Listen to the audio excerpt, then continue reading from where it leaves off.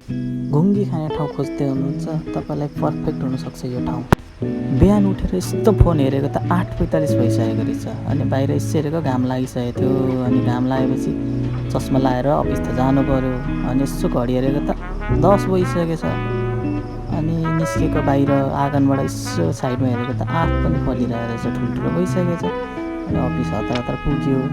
Office पुगेपछि फार्मेसीमा यसो चियाएको त बहिनी त मस्त आफ्नै दुनियाँमा रहेछ अनि यसो काम गर्न बसेको सर्भरमा यसो इरोर केही छ कि भनेर हेरेको ब्याङ्क जाने बेला भयो। ब्याङ्क पुगेपछि त यसो ब्याङ्कभित्र गएको, ब्याङ्कमा त लाइन रहेछ, टोकन तानेर काम सकेर पुगेँ म अनलाइन कम्प्युटर। यसो अनलाइन कम्प्युटरमा भित्र हेरेको त केटाहरू त हाँस्दै रहेछ गफ हान्दै अनि अर्को पनि निस्क्यो गफ हान्नलाई अनि यसो आज चाहिँ माछा फ्राई जाऊँ भनेर घुङ्गी खान गएँ म। यो चाहिँ कृष्ण मन्दिरमा छ लोकेसन।